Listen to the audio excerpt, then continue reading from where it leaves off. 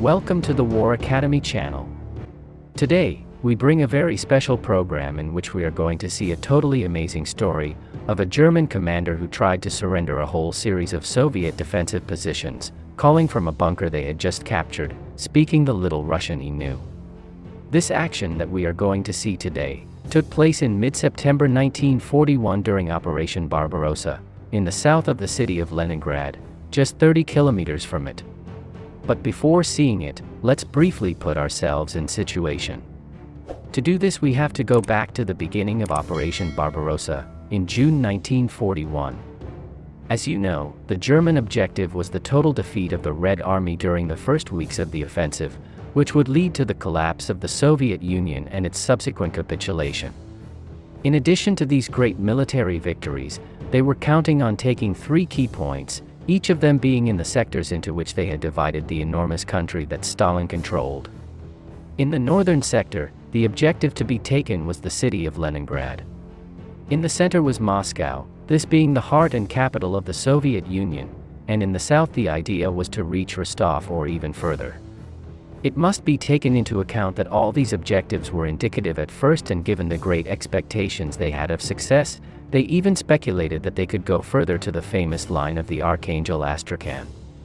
This general German offensive that started off on the right foot, and that was fulfilling all the objectives at first, gradually stalled. The reasons for this progressive stagnation were not mainly due to German military errors, since they did not stop reaping victories and capturing hundreds of thousands of prisoners. The reasons were rather the great capacity that the Soviet Union had to recover from each defeat suffered, and put large armies back on the battlefield.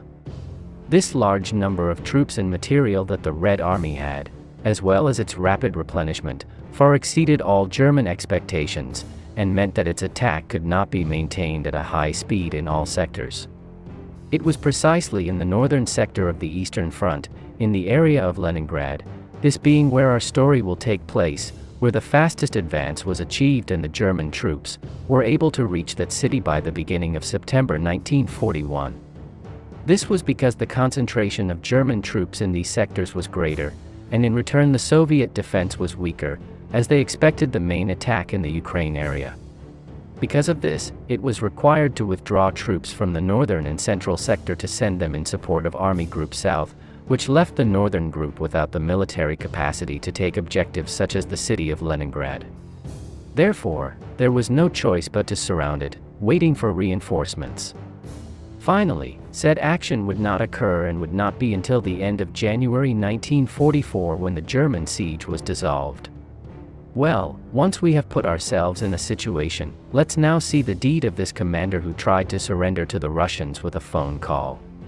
For this we are going to place ourselves on September 13, 1941, about 25 kilometers south of Leningrad.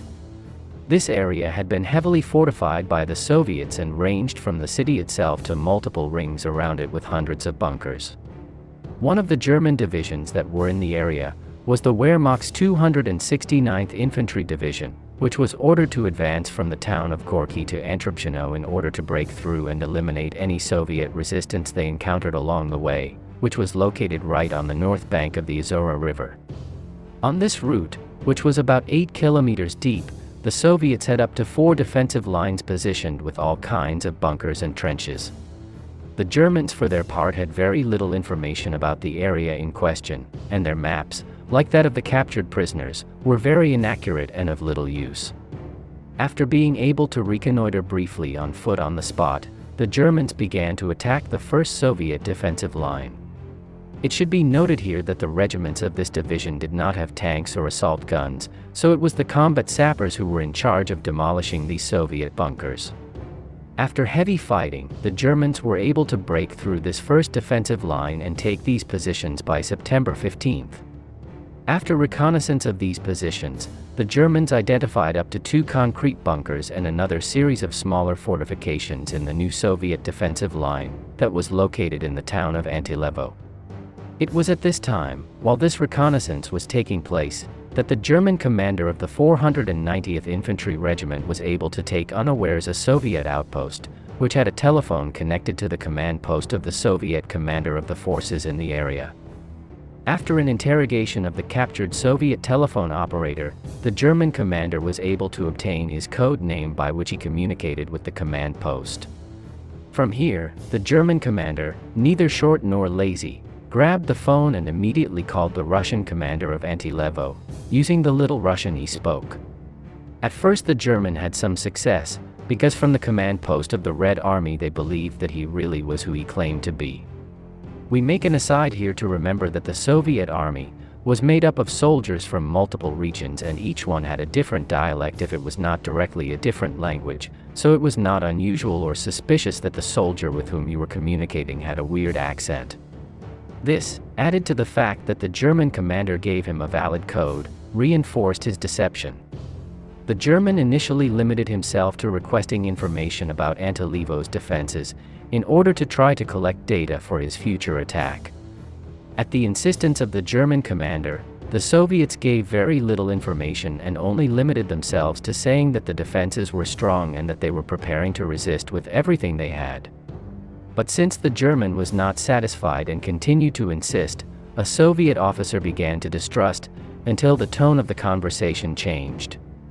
Once the deception was discovered, the German began to intimidate the Soviet officer, asking him to surrender, because before the huge attack that was coming on him, he was not going to have much to do. The Soviet officer for his part rejected the offer and told him that they would resist until the end and hung up. So with negotiations broken down, the German commander began massing his troops and prepared to start the attack again on September 17th. Once the first assault units, which were accompanied by sappers, took the first bunkers and blew them up, the Soviet resistance got scared and completely fell apart, as they saw that the most powerful bunkers they had just fallen, and they were not going to be able to do anything in their most precarious positions to stop the Germans. Eventually the Soviet soldiers withdrew from the entire Antilevo line and reoccupied new positions at Antropshino. Little by little, they would be pushed to the city of Leningrad, where they would finally be trapped a few days later. This action, like many others, was later analyzed by senior German army commanders such as General Halder, who drew the following conclusions.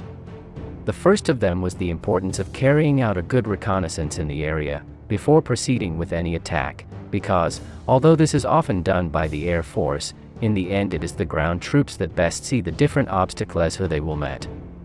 Also, aerial reconnaissance for such small units is not always guaranteed, so the unit must be perfectly capable of handling it on its own, and this time it did. The second conclusion was the recklessness and total lack of judgment, according to Halder, of the German commander in his telephone call to the Soviet officer, because, although in the end it had no consequences, since they were able to take their objectives, it ended up putting the Soviets on high alert.